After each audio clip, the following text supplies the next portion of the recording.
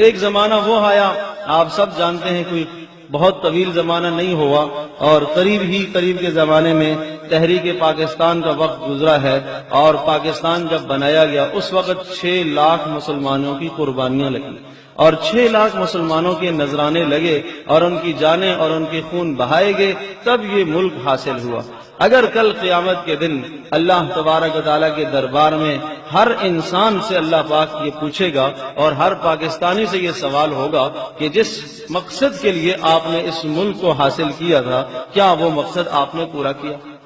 کیا یہ ملک اس کام کے لیے حاصل ہوا تھا کہ اسکولوں کے اندر، یونیورسٹیوں کے اندر، کالجوں کے اندر گانے بجانے، اللہ اور اس کے رسول صلی اللہ علیہ وسلم کے دین کی کھلم کھلا مخالفت ہو، نبی پاک صلی اللہ علیہ وسلم کے دین کا استہزاء ہو، مذاق اڑایا جائے؟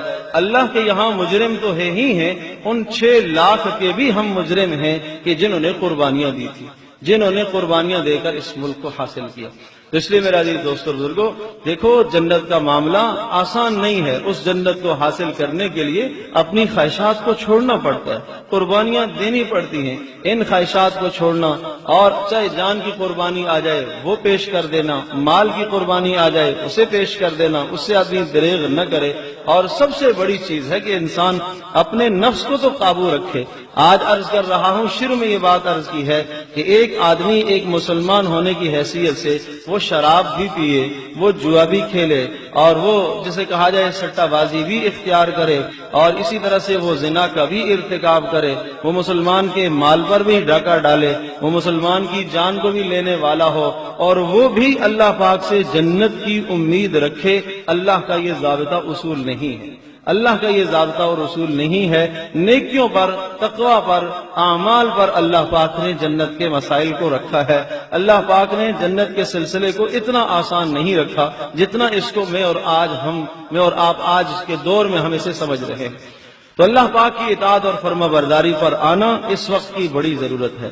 ہر سال محرم کا مہینہ ہمیں یہی یاد دلاتا ہے کہ دیکھو، اللہ پاک کی رضا کے لیے، اللہ کی اطاعت اور فرما برداری کے لیے، اللہ کی خواہش اور منشا کو پورا کرنے کے لیے، اللہ کی چاہتوں کو پورا کرنے کے لیے نبی پاک صلی اللہ علیہ وسلم نے اپنا خاندان کٹوا دیا۔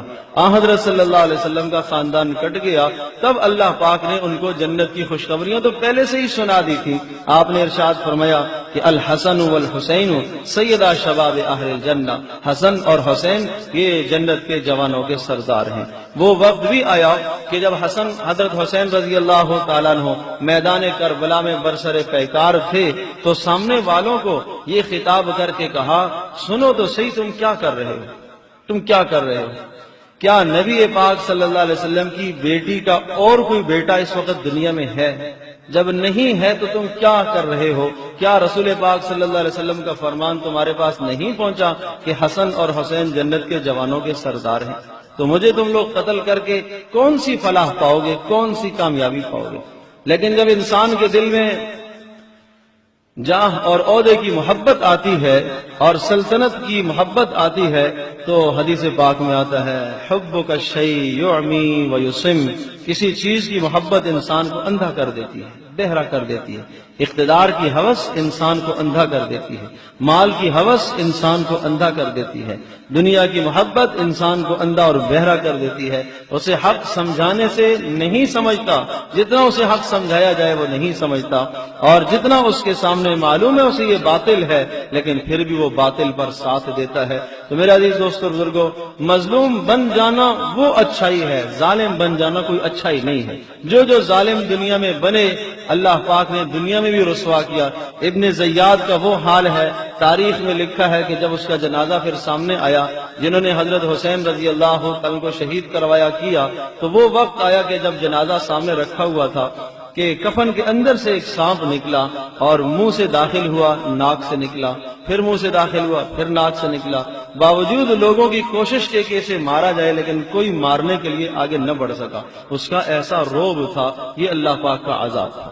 تو اللہ پاک اس طرح سے عذاب کی شکلیں کبھی کبھی دنیا میں دکھایا کرتا ہے، لیکن عرض کر رہا ہوں کہ اللہ پاک کی رضا کے لیے اپنی خواہشات کو چھوڑ دینا، اپنی خواہشات کو پیچھے کر دینا، اللہ کے حکم کو سامنے رکھنا، یہ بڑی کامیابی ہے۔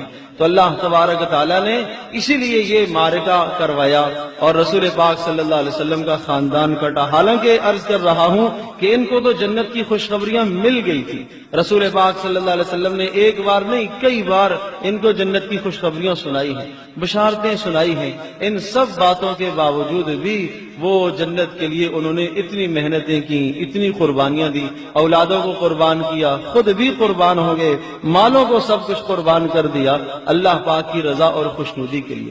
تو میرا عزیز دوستو بزرگوں، گناہوں کو چھوڑنا اس وقت کی سب سے بڑی ضرورت ہے، توبہ اور استغفار کی طرف متوجہ ہو جانا اس وقت کی سب سے بڑی ضرورت ہے۔ ہر مسلمان اپنے آپ کو دیکھے کہ میں نے کیا کیا گناہ کر رکھے ہیں، کتنے جرائم اور نافرمانیوں کے اندر میں مبتلا ہوں، اور کہاں کہاں میں ظلم کر رہا ہوں، زیادتیاں کر رہا ہوں۔ ہر مسلمان جب اس بات کو سوچتا ہے اور ظلم اور زیادتیوں سے توبہ کرتا ہے، اللہ کی اطاعت اور فرما برداری اور خوشنودی پر آتا ہے، تو اللہ تبارک تعالیٰ اس وقت میں بھی امت مسلمہ کے حال کو اللہ پاک بدل سکتا ہے۔ اللہ پاک تو قدرت رکھتا ہے، اللہ پاک قادر مطلق ہے۔ اللہ تبارک تعالیٰ نے یقیناً یہ جو اپنی مدد کے، اپنی نصرت کے وعدے فرمائے ہیں وہ اعمال پر فرمائے ہیں۔ نبی پاک صلی اللہ علیہ وسلم کی زندگی سے ہمیں یہی سبق ملتا ہے۔ اس لیے میرا عزیز دوستو بزرگوں، اللہ کی طرف ہم رجوع کریں، توبہ طائب ہوں، خرافات سے، بدعات سے، رسومات سے اپنے آپ کو بچائیے، لغویات سے اپنے آپ کو بچائیے۔ حضرت صلی اللہ علیہ وسلم کے دین کے لیے جو قربانی آپ سے بن پڑے وہ قربانی دیجئے، اور نبی پاک صلی اللہ علیہ وسلم کے دین کے احیاء کے لیے، آپ علیہ السلام کے دین کو زندہ کرنے کے لیے، نبی پاک صلی اللہ علیہ وسلم کی بات کو اپنی زندگی کے اندر لانے کے لیے خواہشات کو چھوڑنا پڑے گا۔ خواہشات کی قربانی، اولادوں کی خواہشات ہوں، بیوی کی خواہشات ہوں، نفس کی خواہشات ہوں، نفس کی خواہشات نافرمانیاں ہی نافرمانیاں ہیں، اولادیں نافرمانیوں پر ابھارتی ہیں، بیویاں نافرمانیوں پر ابھارتی ہیں، لیکن جس آدمی کے دل میں نبی پاک صلی اللہ علیہ وسلم کی محبت ہے، آپ علیہ السلام کی عقیدت ہے، وہ رسول پاک صلی اللہ علیہ وسلم کے ارشادات کو مقدم رکھتا ہے، وہ نفس کی خواہشات کو پیچھے چھوڑتا ہے۔ اللہ پاک مجھے بھی، آپ کو، ہم سب کو عمل کرنے کی توفیق نصیب فرمائے۔